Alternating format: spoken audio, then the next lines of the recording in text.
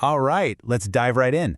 Today, we're going to take a journey into, well, into nothing, or at least what we think of as nothing.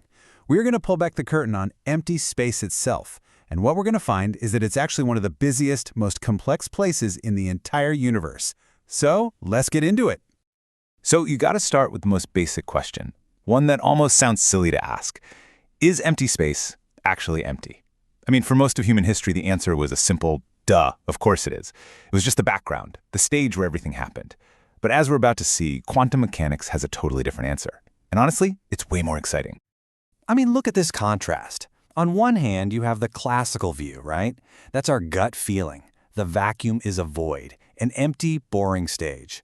But the quantum view, whoa, it sees a seething, dynamic, bubbling medium, a place that is just filled with nonstop, furious activity. It's really the difference between an empty theater and a stage that's jam-packed with invisible dancers. Okay, so to get our heads around this, the very first thing we have to do is completely rethink what we even mean by empty space. We've got to toss out the old rulebook and bring in one of the absolute cornerstones of modern physics. And this right here, this is the key that unlocks the whole secret. The uncertainty principle isn't just about not knowing where a particle is and how fast it's going. It also says that for a super, super tiny slice of time, you can't know the exact energy of a system. This opens the door for a kind of energy loan. The universe can basically borrow a little bit of energy out of nowhere as long as it promises to pay it back almost instantly. And this little loan changes everything. All of this constant energy borrowing and repaying, it transforms the vacuum into something that physicists have this great name for, the quantum foam. And this foam is filled with some very strange and very, very temporary residents. You see, those little energy loans are used to create what we call virtual particles. Just imagine, pairs of particles, like an electron and its antimatter twin, a positron, literally popping into existence from nothing. We call them virtual because they're on the clock. Their entire existence is based on borrowed time and borrowed energy, and they have to pay that debt back fast. And this little life cycle is happening everywhere, all the time, constantly. A pair pops out of the vacuum, exists for an unimaginably short moment, and then bam! The two halves find each other, annihilate, and vanish, returning the energy they borrowed. This is the background hum of the universe. This is the quantum foam. Okay, so space is filled with these little fleeting pairs of particles. That's the new baseline. So, what happens when we drop a real particle into this chaotic sea? This is where we get to the heart of the matter, vacuum polarization. So let's just set the scene. We've got this roiling quantum foam, and right in the middle of it all, we place one stable, real electron. It's got its negative electric charge, and it's just sitting there, sending its electric field out into all that chaos. And the vacuum reacts instantly. I mean, those little virtual particles, they have their own charges, and they start to shift around. The virtual positrons, they're positive, right? So they get pulled in just a little bit closer to our real negative electron, and the virtual electrons get pushed just a little bit further away. The whole vacuum kind of organizes itself around this one real charge. It becomes polarized. And this creates this amazing result we call the screening effect. That little cloud of positive virtual positrons that's now huddled around our real electron, it acts like a shield.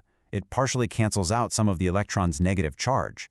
So if you're an observer looking from far away, the electron's charge actually looks a little bit weaker than it really is up close. So this gives us two different ideas of charge. There's the bare charge. That's the electron's true fundamental full-strength charge. It's what you'd see if you could somehow get impossibly close and shove that screening cloud out of the way. And then there's the effective charge. That's what we actually measure in our labs. It's the charge seen from a distance, slightly weakened by this polarized vacuum. Now, I know what you might be thinking. This all sounds like some wild, abstract theory. But here's the thing. It's not. This secret life of the vacuum has real, measurable consequences. And these consequences have become some of the most precisely tested predictions in the history of science. And you can literally trace the story of this idea through history. It starts out as just a concept, a theory back in the 1930s. Then, bam, 1947, a huge breakthrough. An experiment finds this tiny, unexpected energy shift in hydrogen atoms that no one can explain. Just a few months later, a physicist named Hans Bethe figures it out. A big part of the reason is vacuum polarization. And then, decades after that, giant particle accelerators finally become powerful enough to see the effect directly. So the two classic smoking guns for vacuum polarization, the things that really proved it, are the Lamb shift, that tiny energy tweak in hydrogen that shouldn't have been there, and something called the anomalous magnetic moment of the electron. It's basically a tiny correction to how an electron acts like a little magnet, and our theories about it only work if you account for all those virtual particles buzzing around it. And how well does the theory match the real-world experiment? Well, the precision is it's staggering. Our prediction for the electron's magnetic moment, which absolutely depends on vacuum polarization, matches the measurement to 1 part in a trillion. That is like measuring the distance from New York City to Los Angeles and being right to within the width of a single human hair. It's one of the greatest successes in all of physics. It's just unbelievable. So this leads to a really mind-bending implication. It means that a number we all thought was a fundamental, unchanging constant of nature, the fine structure constant, the thing that sets the strength of electricity and magnetism, well, it isn't constant at all. Because of this screening effect, its value actually changes depending on how much energy you're looking at. At higher energies, you get closer to that bare charge, and the force actually appears stronger. The constant runs. And this idea that the vacuum isn't just a passive stage, but an active player that changes the forces of nature, it doesn't stop with electromagnetism. This seemingly small effect connects to the grand design of the entire universe. Yeah, vacuum polarization isn't just for the electromagnetic force. Something similar happens with the strong nuclear force, the one that holds atomic nuclei together, but it has this bizarre twist. The virtual particles there actually cause anti-screening, which makes the charge stronger from far away. This means the strong force gets weaker the closer you get, a crazy property called asymptotic freedom. It's the same idea, but with the exact opposite result. And the ripples just keep spreading out. This whole idea of screening is the key to a mathematical toolkit called renormalization, which is basically what makes all of our quantum theories work without blowing up.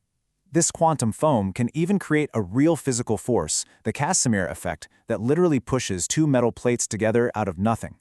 And, on the biggest possible scale, the raw energy of this empty space might just be the mysterious dark energy that's pushing our entire universe apart.